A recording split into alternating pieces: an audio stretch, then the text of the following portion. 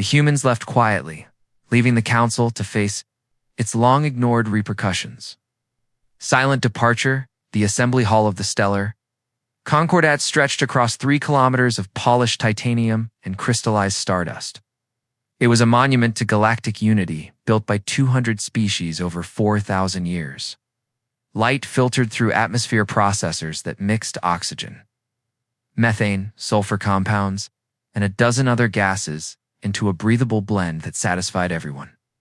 Almost everyone, Ambassador Elena Vasquez stood in the human delegation area. It was located in Section 47C, near the waste extraction ports. The location was not accidental. In 150 years of membership, humanity had never been granted a seat closer to the central podium. Elena was 61 years old. Her black hair had turned silver at the edges. Her face carried lines that came from smiling politely at insults for 3 decades. Today she wore her formal diplomatic uniform for the last time. The dark blue fabric bore no medals, because the Concordat had never awarded humans any honors worth displaying. Chancellor Vorix of the Zenthari Collective stood at the central podium. He was 4 meters tall with scales that shimmered like oil on water. His species had founded the Concordat millennia ago.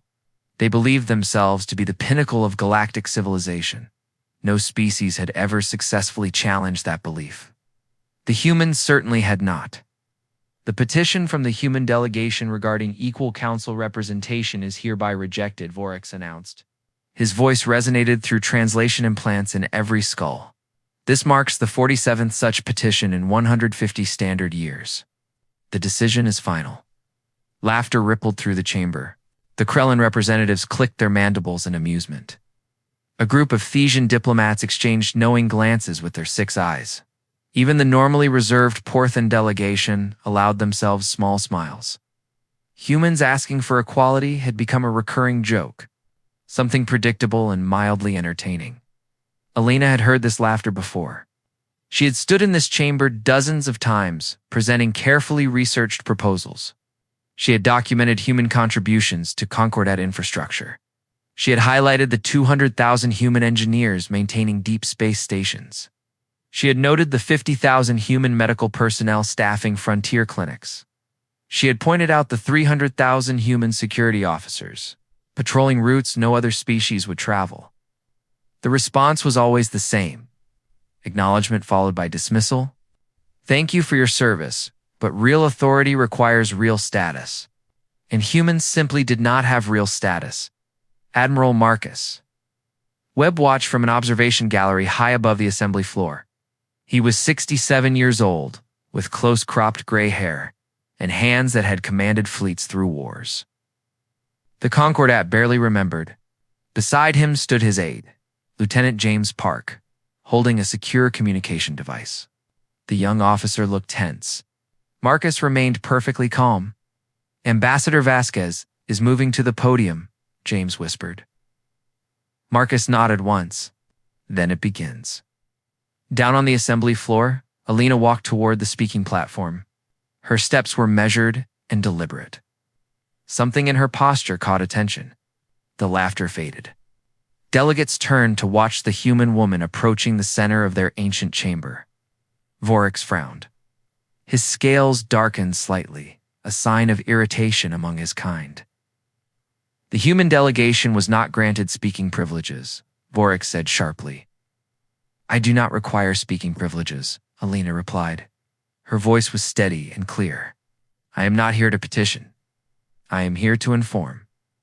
She reached the platform and looked out across the assembled delegates.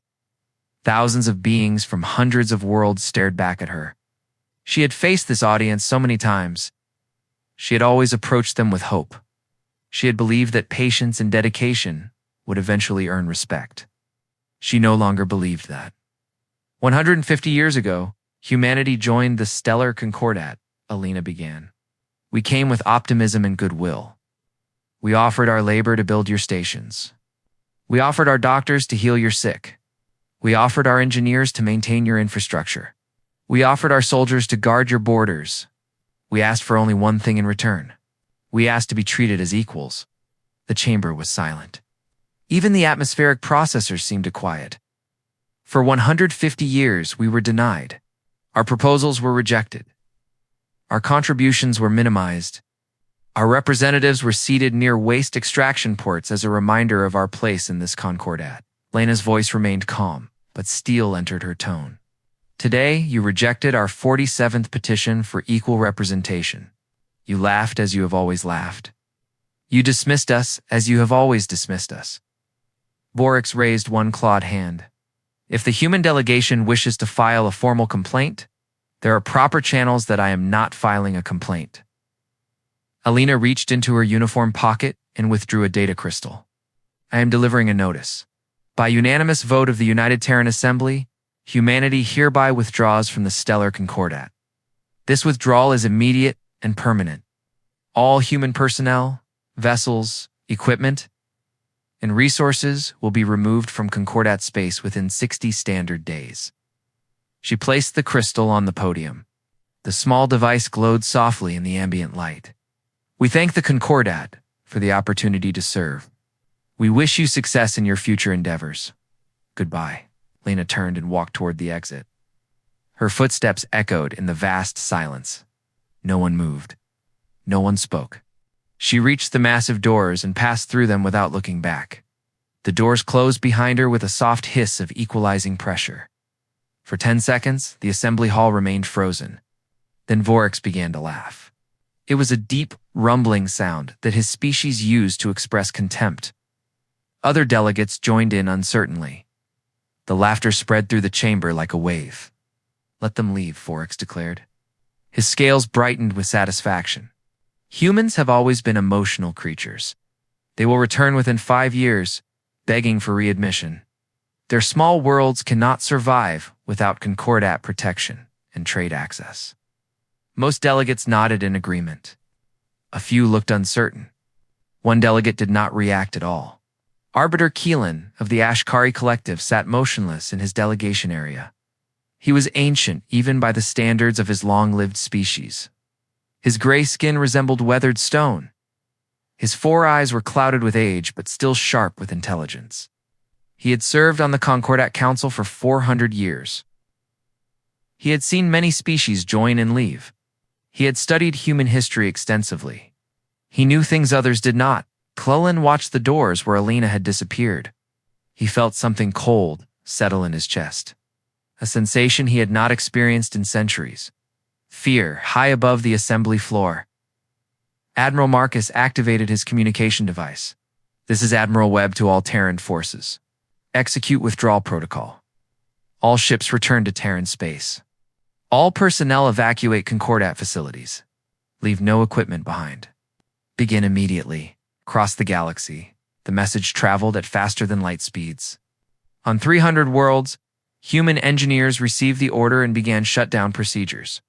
On 150 space stations, human maintenance crews backed up their data and gathered their personal belongings. On 50 frontier colonies, human doctors finished their final patients and packed their medical supplies. On 1,000 patrol routes, human security vessels turned toward home. They did not argue. They did not protest. They did not make speeches or threats. They simply followed orders and left. On the mining station Kepler-7, Chief Engineer Robert Santos supervised the evacuation of 200 human technicians. His Krellin supervisor watched in confusion as humans removed their tools from equipment bays. "Where are you going?" the supervisor demanded. His mandibles clicked with agitation. "Your shift does not end for 6 more hours." Robert smiled politely. "We are going home. The station is yours now. Good luck, but you cannot leave. Who will maintain the fusion cores? Who will calibrate the mining lasers? Who will repair the life support systems?" Robert climbed into a shuttle. "I guess you will figure it out." The shuttle lifted off. Behind it, warning lights began to blink on control panels. Systems that had run flawlessly for decades suddenly displayed error codes that no one else knew how to interpret. On the medical research station Hippocrates Prime, Dr. Sarah Chen packed her research files into secured containers. She had spent 12 years studying a degenerative neurological disease that affected 6 different species. Her work was close to producing a viable treatment. Perhaps another year of research would yield a cure, but the Concordat had never properly funded her work. They had never acknowledged her contributions. They had never even learned to pronounce her name correctly. A Thesian colleague approached her. His 6 eyes blinked in rapid succession, a sign of distress among his people. "Dr. Chen, please. Your research is vital. Millions depend on your work." Sarah sealed the last container. Then perhaps the Concordat should have treated that work as vital. Perhaps they should have provided adequate funding. Perhaps they should have offered basic respect. She looked at her colleague with tired eyes. "I gave you 12 years. I received nothing but condescension in return. The research comes with me. Maybe someone else will appreciate it." She carried her containers to the shuttle bay. Behind her, other researchers scrambled to access her locked files. They failed. The encryption was human-designed. It would take them years to crack it, if they ever managed it at all. On the frontier route known as the Serpent's Path, Captain Jennifer Cole commanded a patrol vessel that had kept pirates at bay for 8 years. The route passed through asteroid fields and unstable space. Most species considered it too dangerous for regular patrol. Human crews had volunteered because someone needed to protect the merchant vessels that traveled it. Now Jennifer received the withdrawal order. She plotted a course back to Terran space. Her crew secured their stations and prepared for the journey home. They left no messages. They filed no reports. They simply departed. 3 days later, the first merchant ship traveling the Serpent's Path sent a distress signal. Pirates had attacked, knowing no patrol would respond. The ship was captured. Its crew was taken for ransom. More attacks followed. Within a month, the Serpent's Path was abandoned by all legitimate traffic. In the assembly hall, Chancellor Orcs held an emergency session. Delegates reported minor problems across Concordat space. Equipment malfunctions. Delayed shipments. Increased piracy. Orcs dismissed each concern with a wave of his clawed hand. "These are temporary disruptions," he insisted. "We will hire replacements. We will adjust our systems." The humans were convenient but not essential. The Concordat has existed for 4,000 years. We will not collapse because one minor species decided to leave. Most delegates agreed. A few remained silent. Arbiter Keelan requested permission to speak. Vorix granted it reluctantly. The Ashkari were too old and too respected to ignore completely. Keelan rose slowly. His aged body moved with deliberate care. When he spoke, his voice carried the weight of centuries. "I have studied human history extensively. I have observed their behavior for 150 years. I have read their literature and learned their philosophies. I must tell this council something important." He paused. Every delegate waited. The chamber was completely silent. Humans do not make empty gestures. When they commit to action, they follow through. Ambassador Vasquez did not deliver a threat. She delivered a statement of fact. The humans are not returning. Not in 5 years. Not in 50 years. Perhaps not ever. Keelan's 4 eyes swept across the assembly. "And I fear we will learn too late what we have lost." Vorix's scales darkened with anger. "You suggest we cannot function without humans? We are the Zenthari. We built this Concordat. We united the galaxy. One minor species changes nothing. I suggest," Keelan said quietly, "that we have become dependent on labor we never acknowledged. I suggest that humans filled gaps in our civilization that we did not even know existed. I suggest that we are about to discover just how large those gaps truly are." Orcs dismissed the session. Delegates filed out, most of them laughing about the old arbiter's pessimism. Keelan remained in his seat long after the chamber emptied. He looked up at the magnificent ceiling with its artistic representations of galactic unity. Beautiful lies, he thought. We built temples to equality while practicing hierarchy. We praised cooperation while demanding servitude, and now the bill has come due. Keelan closed his 4 eyes and waited for the darkness. He knew it was coming. The unraveling 6 months after humanity's departure, the first major crisis struck Harvest Prime. The agricultural colony orbited a yellow star in the outer territories. It fed 40 billion beings across 15 systems. The colony's success depended on careful management of engineered crops that could grow in alien soil. Human agronomists had developed the cultivation techniques over 80 years. They had trained local farmers. They had maintained the genetic seed banks. They had monitored soil conditions and adjusted growing cycles. Now they were gone, and the crops were dying. Governor Talash of Harvest Prime watched vast fields turn brown under the afternoon sun. He was a Porthan, a species known for administrative efficiency. He had run this colony for 20 years without major problems. Now he faced catastrophe and had no idea how to stop it. "Explain again," he said to his agricultural director. The director, a nervous Thesian named Prel, consulted his datapad. His 6 eyes blinked rapidly. The crop failure began in Sector 7 and spread outward. The human agronomists used a complex rotation system with 14 different plant species. Each species prepared the soil for the next. We lost the documentation when they left. We tried to continue their system, but we missed critical steps. The soil chemistry is wrong. The engineered crops cannot survive. Contact the Concordat Agricultural Institute. Send them samples. Get experts here immediately, the governor. 3 months ago, they sent a team of Zenthari specialists. The specialists examined the situation and declared it an unfortunate setback. That would be resolved with standard agricultural protocols. They treated us like primitives who did not understand basic farming.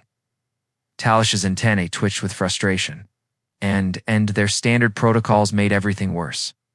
We have now lost 60% of our crops. If we do not harvest something viable in the next 40 days, we will have no food to ship. 15 systems depend on us, Governor. Billions will go hungry. Talish stared at the dying fields. Somewhere on Earth, human agronomists who had spent decades perfecting these techniques were probably continuing their research. They had taken their knowledge with them. The Concordat had never bothered to learn it properly because humans were always available to do the work. Now the work was undone, and no one knew how to fix it. "Keep trying," Talish said quietly. "Find someone who knows something." But he knew the truth. They would not find anyone in time. 3,000 light-years away, the Concordat Central Data Network began experiencing cascading failures. The network connected every Concordat facility and vessel. It processed quintillions of data transactions every second. It had operated flawlessly for 800 years. Human programmers had maintained the deepest levels of its architecture for the last 150 years, updating ancient code and patching security. Vulnerabilities that most species did not even understand existed. System.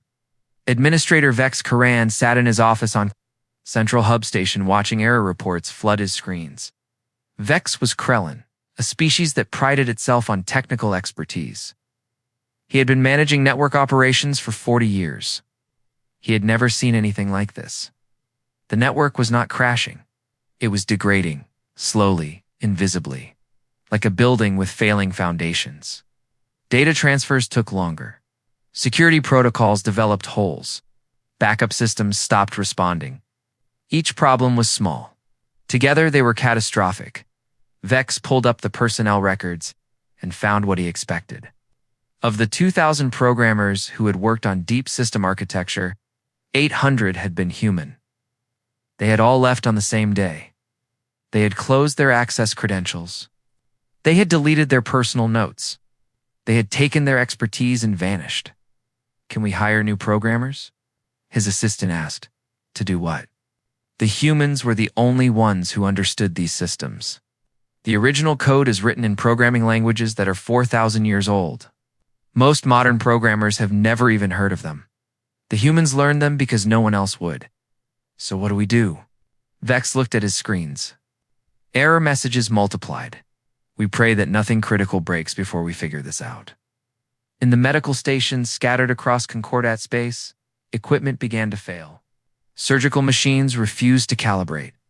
Diagnostic scanners produced inconsistent results. Life support systems for exotic species experienced intermittent malfunctions. Human medical technicians had maintained this equipment for 150 years. They had developed workarounds for design flaws. They had created custom tools for repairs. They had trained on systems that manufacturers had stopped supporting decades ago. Dr. Eulith, Chief Medical Officer of Station Mercenine, stood in an operating theater that had gone dark. Emergency power kept the patient alive, but barely. The Thesian patient needed immediate surgery. The surgical machine would not activate. Error codes flashed across its display in a language Dr. Eulith did not recognize. Human technical script, he realized. Of course. Get a human technician here immediately, he ordered. His assistant, a young Porthan, looked at him with confusion. Doctor, there are no human technicians. They all left 6 months ago. Dr. Eulith felt a cold wave of realization. Then get someone who knows how to read human technical documentation. I will try, but most of the documentation left with them.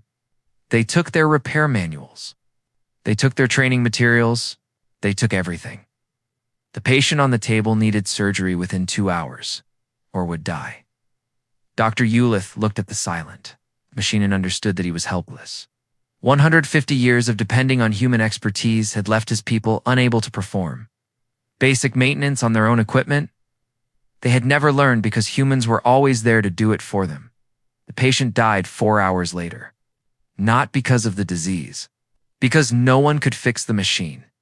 In the outer rim, deep space relay stations went dark, one by one.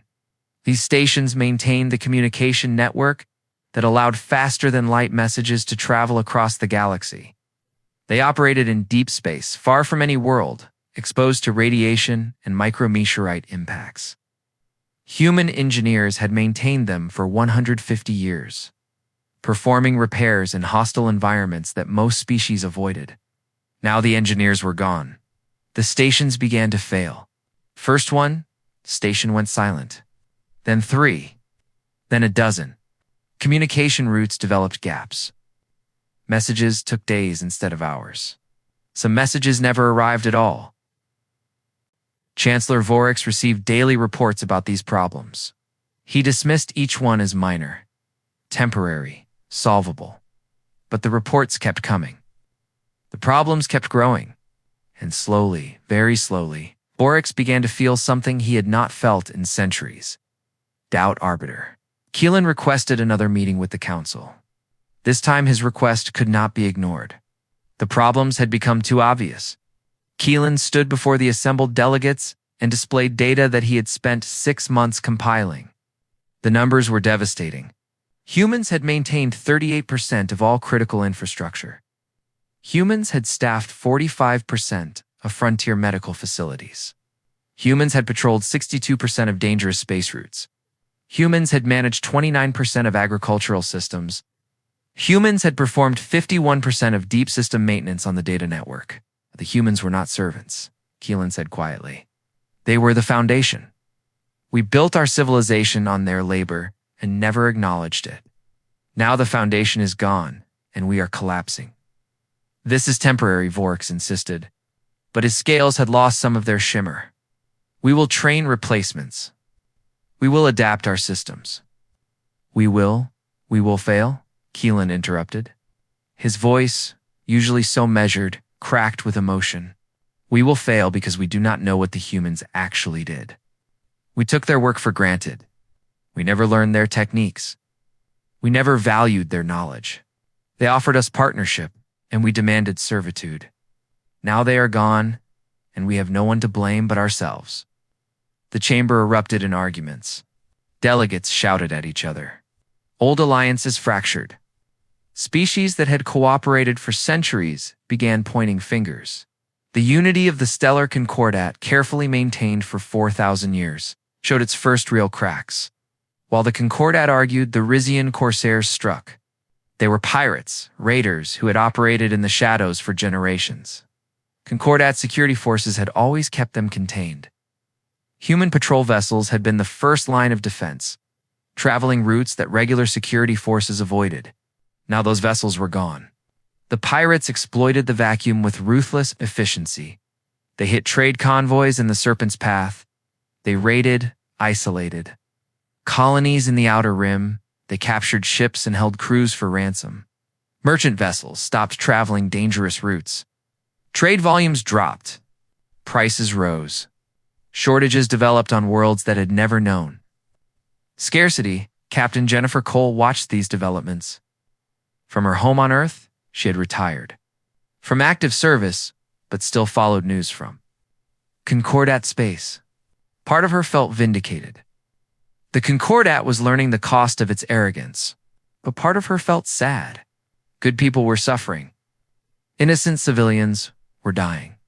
And she could have prevented it if she were still out there. But she was not out there. She was here. And here was where she would stay. Dr. Sarah Chen continued her research on Earth. Working with the Terran Medical Research Institute, she had access to better facilities and more funding than she had ever received from the Concordat.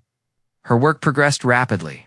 Within 8 months, she developed a treatment for the degenerative neurological disease that had eluded her for 12 years.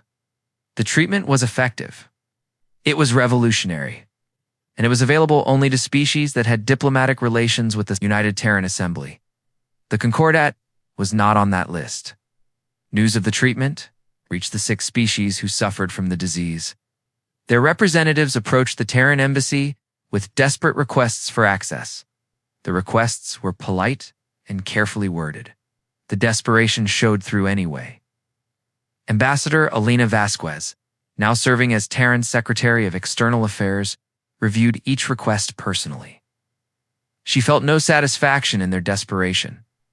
She felt no anger at their previous disrespect. She felt only a tired kind of sadness. "We cannot save everyone," she told her staff. "We do not have the resources. We do not have the authority. We are not members of the Concordat anymore. Their problems are not our problems." "But people are dying," a young diplomat said. "People who never participated in the decisions that drove us away." Elena looked at the requests on her desk. She thought about the 47 petitions she had filed. The 47 times she had been denied. The 150 years of being treated as inferior. And she thought about the human values that had driven those petitions in the first place. The belief that everyone deserved dignity. That everyone deserved help when they could offer it. "Draft a proposal," she said finally. "Limited humanitarian access to the treatment. No strings. No demands. No return favors. We help because we can, not because we expect anything back. But make it clear that this is charity, not obligation. We are not returning to the Concordat. That decision is final." 2 years after humanity's departure, the Varick Empire invaded. They had been waiting for 300 years, building their fleets and watching for weakness. The moment the human patrol vessels disappeared, Varick scouts began probing Concordat defenses. They found gaps everywhere. Defense stations with failing systems, communication networks with holes. Security forces spread too thin. The Concordat had been strong because humans maintained its strength. Now, the humans were gone, and the Varick saw opportunity. 1,000 warships crossed the border in a coordinated assault. They hit 6 systems simultaneously. Concordat forces scrambled to respond, but coordination was impossible. The communication network was too compromised. Messages took hours to reach fleet commanders. Orders arrived too late or not at all. Defense stations fired on Varick ships with weapons that were poorly maintained and less effective. Some stations did not fire at all because no one knew how to activate their systems properly. The first system fell in 3 days. The second fell in 5. By the end of the first month, the Varick had captured 12 systems and were pushing deeper into. Concordat Space. Chancellor Vorix convened emergency sessions daily. He demanded solutions. He ordered counterattacks. He threatened harsh consequences for failure. None of it mattered. The Concordat military machine, so powerful on paper, was revealed to be hollow. It had depended on human maintenance and human coordination for so long that it had forgotten how to function independently. Arbiter, Keelan sat in his chambers and did not attend the emergency sessions. He had warned them. He had shown them the data. They had not listened. Now millions were dying, and there was nothing he could do to stop it. He was 600 years old. He had seen civilizations rise and fall. He had thought the Concordat would be different. He had believed in its principles of unity and cooperation. Now he saw the truth. The Concordat had been built on exploitation disguised as partnership. The moment the exploited left, everything collapsed. He activated a personal communication device. The signal traveled through what remained of the network. It took 3 hours to reach Earth. Keelan's message was simple. He requested an audience with Terran leadership. He did not expect a positive response. The humans had every right to ignore him, but he had to try. Someone had to acknowledge what had happened. Someone had to face the truth. To his surprise, the response came within a day. President Marcus Cole would receive him on Earth. No promises. No commitments. Just a meeting. Keelan boarded a small ship and set course for Sol System. As he traveled through the dying Concordat, he saw the evidence of collapse everywhere. Dark stations. Silent communication relays. Abandoned trade routes. The great civilization that had united 200 species for 4,000 years was unraveling. And it was unraveling because it had been built on a foundation of unacknowledged labor performed by people it had considered inferior. The humans had left quietly. They had not sought revenge. They had not demanded apologies. They had simply withdrawn and let the Concordat face the consequences of its own choices. And the consequences were devastating. The Recon Arbiter Keelan's ship entered. Sol System on a gray morning in March, he had made the journey alone. Piloting a small diplomatic vessel that required no crew, as his sensors picked up Earth's location, he felt his 4 hearts beat faster. This was where it had all begun. Where humanity had looked to the stars and dreamed of partnership. Where they had built a civilization that valued cooperation over dominance. Where they had learned through bitter experience that not everyone shared their values. The Terran Defense Network identified his ship immediately. A polite communication followed. He was cleared for landing at Geneva Spaceport. An escort of 4 fighter craft accompanied him through the atmosphere. They were courteous but alert.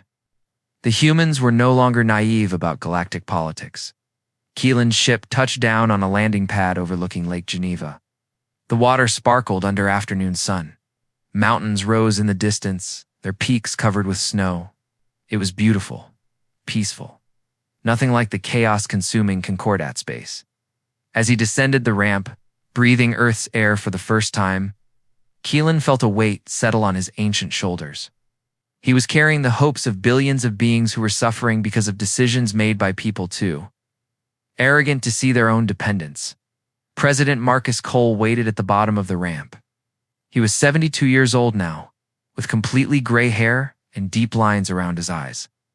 He had retired from the military after the withdrawal and been elected president 2 years ago. He wore simple clothes, a gray suit with no ornamentation. Beside him stood Alina Vasquez, looking older and more tired than when she had delivered the withdrawal notice. Arbiter Keelan Marcus said, extending his hand in the human gesture of greeting. Welcome to Earth. Keelan accepted the hand carefully. Human customs still felt foreign despite his years of study. President Cole, thank you for receiving me. I know I have no right to request this audience. Everyone has the right to speak. That is one of our core principles. Marcus gestured toward a nearby building. Please, let us talk in comfort. They entered a simple conference room. Large windows showed views of the lake and mountains. Someone had adjusted the temperature and atmosphere mix to accommodate Keelan's needs. The small kindness struck him powerfully. When was the last time someone at a Concordat meeting had adjusted anything for human comfort? He could not remember coffee was served for the humans. A carefully prepared Ashkari beverage was provided for Keelan. He tasted it and was surprised to find it perfectly made. Someone had researched his species' preferences. Someone had cared enough to get the details right.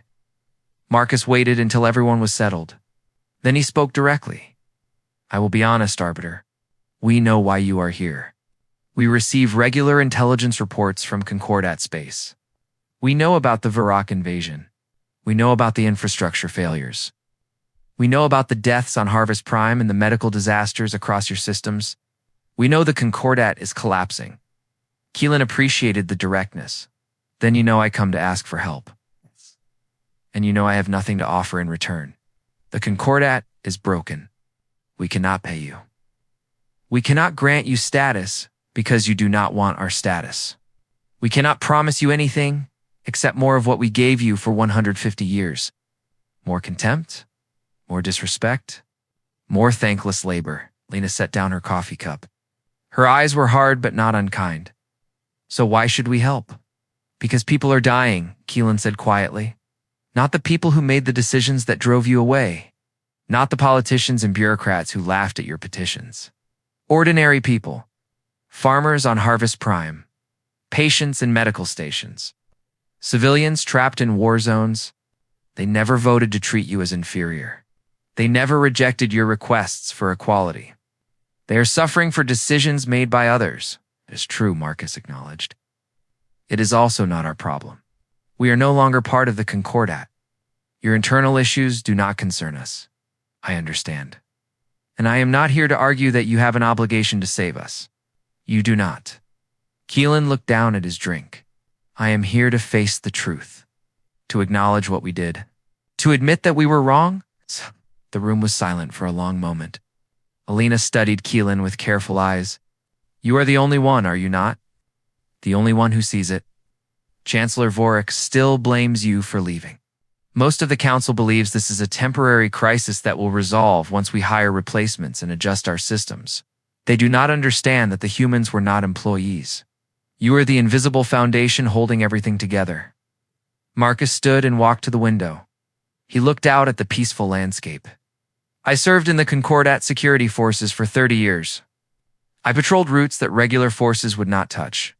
I fought pirates that threatened civilian shipping. I lost friends to combat and accidents. Not once in 30 years did a superior officer learn my name. I was always the human, as if my species was the only thing worth knowing about me. He turned back to Keelan. My wife served as a medical researcher. She spent 15 years developing treatments for diseases that affected Concordat citizens. Her work saved millions of lives. She was never invited to present at medical conferences. Her papers were published under Zenthari supervisors who contributed nothing.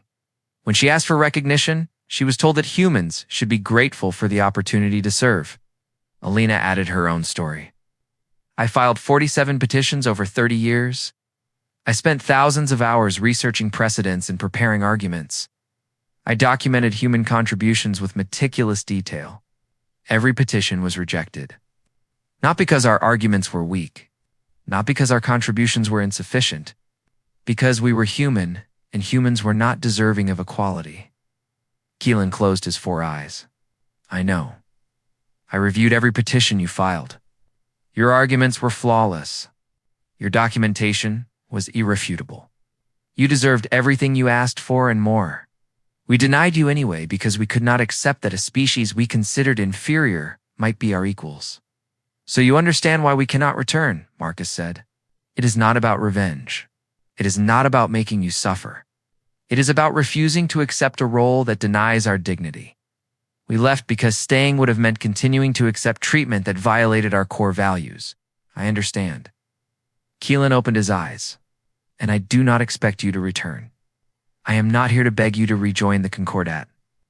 That ship has sailed, as your people say. I am here to ask if there is any way you might help the innocent people who are suffering. Not as members of the Concordat. Not as servants or inferior partners. But as ... What? What would you call it? As neighbors, Elena said softly. As fellow beings who happen to share a galaxy. As people who help because they can, not because they owe anything. Yes, that. Marcus returned to his seat. He exchanged a long look with Alina. Some unspoken communication passed between them. Finally, Marcus spoke. We will not return to the Concordat. That decision is absolute and final. We will not send our engineers to fix your infrastructure. We will not send our doctors to staff your medical stations. We will not send our security forces to patrol your space. Those roles required us to accept inferior status, and we will never do that again. Keelan nodded. He had expected nothing different. However, Marcus continued, we are willing to provide limited humanitarian assistance. We can share Dr. Chen's medical research freely.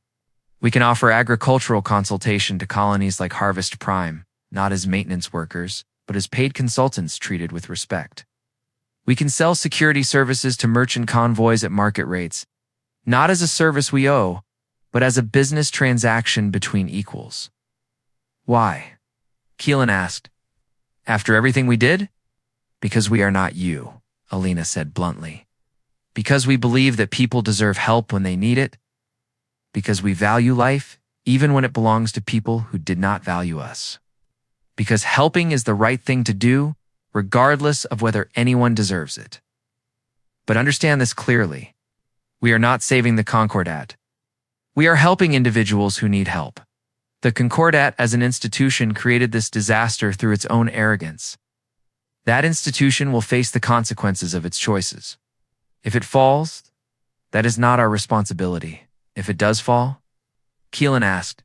If the Varrock conquer everything? If the infrastructure collapses completely? If billions die? Then billions will die, Marcus said without emotion.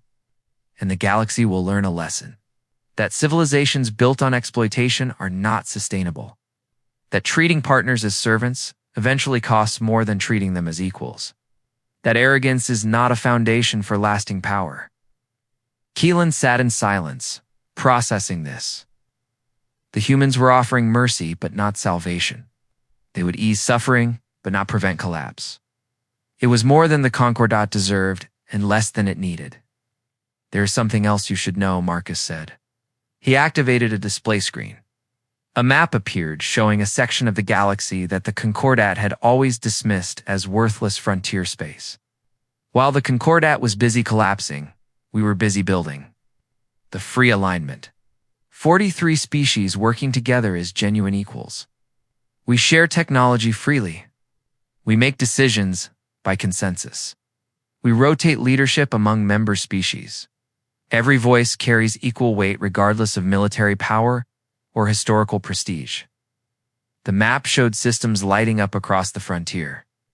Human worlds connected to Ashkari colonies, connected to small independent species that the Concordat had never bothered to contact.